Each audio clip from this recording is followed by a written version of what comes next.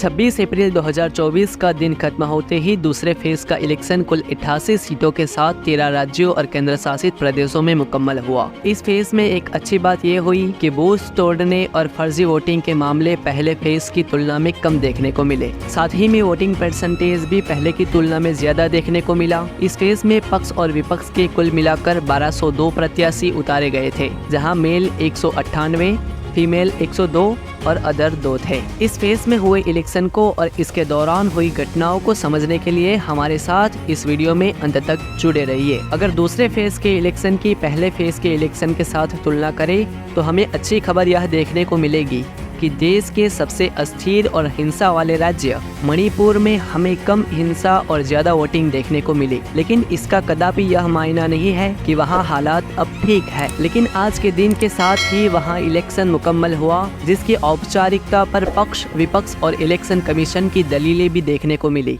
खैर, आज के 3 सीटों के साथ छत्तीसगढ़ और एक सीटों के साथ त्रिपुरा, मणिपुर और जम्मू में मतदान पूरी तरह से समाप्त हो गया है। साथ ही 20 सीटों वाले केरला में भी मतदान पूरी तरह से समाप्त हो चुका है। यह वही केरला है जो सुर्खियों की तरह मीडिया में काफी छाया रहा, क्योंकि यहाँ के कांग्रेस के 2 मुख्य चेहरे वायनाड से राहुल गांधी और तिरुवनंतपुरम से शशि थरूर, जिनके सामने बीजेपी के स्पोक पर्सन और केरल बीजेपी के वाइस चेयरमैन राजीव चंद्रशेखर लड़ रहे हैं। लेकिन इसके साथ महत्व की बात यह भी है कि पिछले 10 सालों में केरला में अपना वोटिंग परसेंटेज बढ़ाने वाली भाजपा क्या इस बार अपना खाता खोल पाएगी, या कम्युनिस्ट पार्टी का गढ़ कहे जाने वाला केरला भाजपा मुक्त रहेगा, क्योंकि यह वही सीट है जिस पर भाजपा अपने 400 पर के दावे की कवायद लगा चुकी है।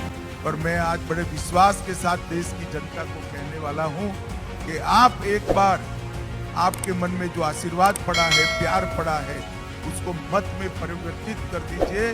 400 पार देखते देखते हो जाएगा और एक मजबूत सरकार। इसके साथ ही दोपहर होते होते इलेक्शन कमीशन और विपक्ष के ट्विटर हैंडल पर यह भी न्यूज छाई गई कि भाजपा के प्रत्याशी के सुधाकर के घर से 500 करोड़ की नोटों का अंबार मिला, जो पूरे 4.9 करोड़ का है। साथ ही इसी राज्य में यानी कर्नाटक के बेंगलुरु साउथ के बीजेपी और यूथ आइकन तेजस्वी सूर्या पर FIR दर्ज की गई है। उन पर आरोप है कि उन्होंने धर्म के नाम पर वोट मांगे हैं। खैर, ये बात तो नई नहीं है, क्योंकि देश की सबसे बड़ी पार्टी आज तक इसी फार्मूला पर तो जीतती आ रही है। लेकिन इस बार अलग देखने को मिल रहा था। लेकिन पहले चरण के मतदान के अंत तक वो भी दरा का दरा रह गया। भला कोई प्रोपोगंडा भी छोड़ सकता है क्या, जिसके शुरुआत हमें राजस्थान में देखने को मिली, क्योंकि राजस्थान की बाड़मेर, जैसलमेर, जालोर, सिरोही, जोधपुर, टोंक, सवाई यह वो सीटें हैं जहां पक्ष और विपक्ष दोनों ही मजबूत दिख रहे हैं, क्योंकि इन सीटों का मतदान दूसरे चरण में था। इसके साथ कई रिपोर्ट्स बता रही है कि पिछली बार 25 सीटें पाने वाला पक्ष इस बार 15 तक सिमट सकता है। फिलहाल हम इस बात को गुरेज करते हैं, क्योंकि कौन कितनी सीटों पर जाएगा इस बात का तो पता हमें 4 में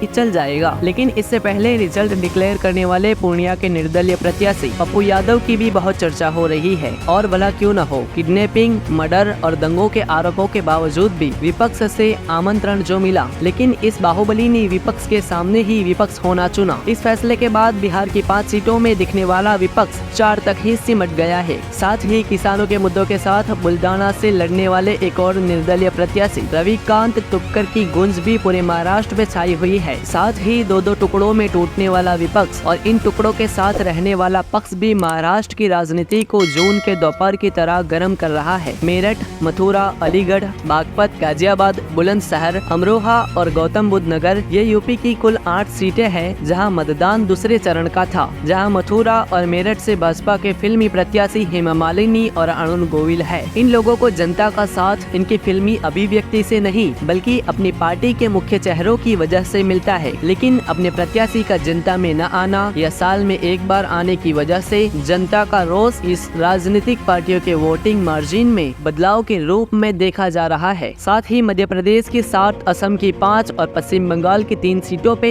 शाम 7 बजने के साथ ही मतदान खत्म हो चुका था। इस तरह दूसरे चरण में भी कुल 88 सीटों पर मतदान कंप्लीट हुआ, जहां 15.88 करोड़ में से औसतन 61% लोगों ने मतदान किया। इस चरण के साथ ही देश की कुल 543 सीटों में से 190 सीटों पर मतदान पूर्ण हुआ, जहां पक्ष और विपक्ष की मारामारी के बीच निर्दलीय उम्मीदवारों की मजबूती और जनता की अपने मत के प्रति सजगता दिख रही थी।